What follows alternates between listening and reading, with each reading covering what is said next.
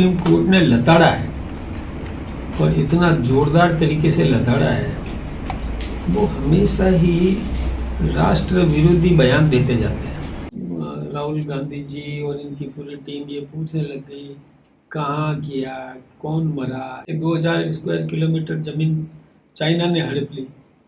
अरे भाई, कुछ पता करो, इतिहास पढ़ा करो। चाइना ने जमीन तब हड़पी थी जब आपके पर नाना वो देश के प्रधानमंत्री थे। मैं सोचता हूँ कि सुप्रीम कोर्ट से कहा नहीं, सुप्रीम कोर्ट ने लताड़ा है और इतना जोरदार तरीके से लताड़ा है, वो हमेशा ही राष्ट्र विरोधी बयान देते जाते हैं। हमारी सेना पर सवाल कर लेते हैं। पहले पाकिस्तान को सबक सिखाने के लिए हमारी सेना ने एक सर्जिकल स्ट्राइक किया था, तो ये राहुल गांधी जी और इनकी पूरी टीम ये पूछने लग गई कहाँ किया, कौन मरा, कितना, वहाँ कोई था ही नहीं।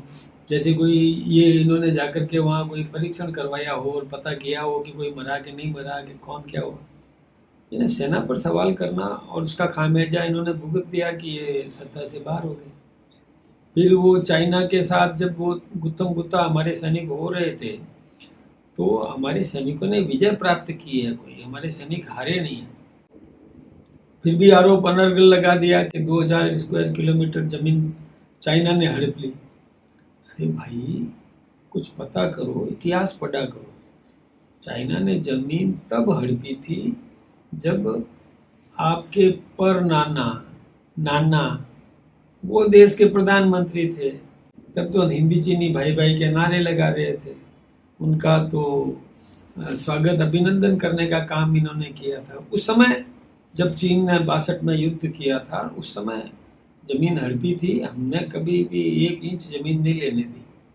तो ये ऐसे ऐसे बयान दे देते हैं। तब सुप्रीम कोर्ट ने पूछा कि आपके पास में तथ्य है क्या, आप किस आधार पर ये बात बोलते हो? अब आपके पास तथ्य नहीं है और इन अनर्गल कुछ भी ऐसी बात बोल देना जिससे हमारे देश की सेना को कमज़ोर दिखाने का प्रयत्न करते हो, ये हमारी मतलब राष्ट्रभक्ति में ऐसा संभव नहीं होना चाहिए। भाई, राष्ट्रभक्त नागरिक अपने परिवार की समृद्धि की बात करेगा, हमारी सेना की ताकत की बात करेगा। सावरकर वाले मुद्दे पर, हाँ, सारे मुद्दे चोर हैं वाले मुद्दे अब पर बिना इतिहास की जानकारी लिए सावरकर के बारे में इन्होंने अनर्गल बयानबाजी कर दी कि माफ़ी मांगी। जबकि देखिए, उस समय के पत्र आप निकाल के देख लो, अंग्रेजी परंपरा थी। अंग्रेजी में जो पत्र लिखते थे उसमें परंपरा थी। हम लोगों ने भी पढ़ाई की है, तो लास्ट में लिखते थे योर्स फेथफुल स्टूडेंट या योर्स ओबीडियंट, ऐसा लिखते थे। अब यूँ समझो तो ओबीडियंट का मतलब क्या, आज्ञा का, फेथफुल का मतलब होता है विश्वास पात्र। लेकिन एक परंपरा थी। महात्मा गांधी जी ने भी कई बार पत्र लिखे हैं, उनमें भी योर्स फेथफुल, और यहाँ तक कि महात्मा गांधी जी का तो एक पत्र है जिसमें योर्स ओबीडियंट सर्वेंट ये तक लिखा हुआ है। इतिहास है इस बात का। तो अब वो परंपरा, मैं गांधी जी की आलोचना नहीं करता, लेकिन ये उस समय की व्यवस्था थी।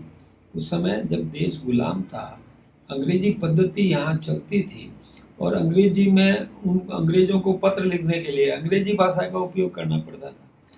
तो अंग्रेजी भाषा के उपयोग में जो परंपरा थी उस समय, उन परंपराओं का निर्वहन सबने किया। तो अब उसके लिए किसी को यह आरोपित कर दे, आज मैं गांधी जी को कोई आरोपित नहीं कर रहा हूँ, राष्ट्र पुरुष, राष्ट्रपिता, तो उनका मैं अपमान नहीं कर रहा हूँ, लेकिन उस समय की परंपरा थी जिसका निर्वहन किया। नेहरू जी ने लिखा है, कई पत्र हैं ऐसे। तो अब सावरकर जी के पत्र में ये भाषा निकाल करके और कहो कि इन्होंने तो माफ़ी मांगी थी, ये ठीक बात नहीं है। सावरकर बहुत त्यागी, संघर्षशील, क्रांतिकारी, जिन्होंने देश के लिए 3 बार काला पानी की सजा भुगती, कोई कम बात नहीं है। उनका सम्मान होना बहुत जरूरी है। उनके लिए अपमानित शब्द ऐसे प्रयोग कर देना, तो मैं सोचता हूँ कि माफी मांगी, फिर माफ़ी मांगनी पड़ी ना। उन्होंने कभी तो हमारी जाति के लिए क्या दिया कि जितने भी ये चोर होते हैं या वो, उनका सरनेम मोदी क्यों है? कमाल है। एक ओबीसी के व्यक्ति को नीचा दिखाने के लिए क्या क्या बोल देते हो आप, पता नहीं वो मोदी कौन हमारी जाति के है क्या, ये मोदी सब में लगता है।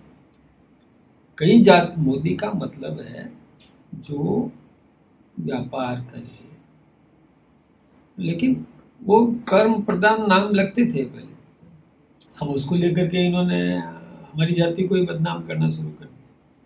ये ठीक बात नहीं है, इसलिए अमित उनको शाह माफी मांगनी पड़ी, कई बार माफी मांगनी पड़ी, सजा भी हुई, सजा पर जमानत पर भी बाहर रहे।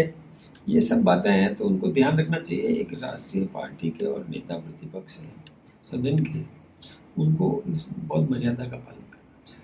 अमित शाह के गृह मंत्री के रूप में सबसे लंबा कार्यकाल पूरा हो गया है। लालकृष्ण आडवाणी और सरदार पटेल से भी लंबा टेन्योर हो गया। किस तरह से इस टेन्योर को देखते हैं? देखिए, अमित शाह जी का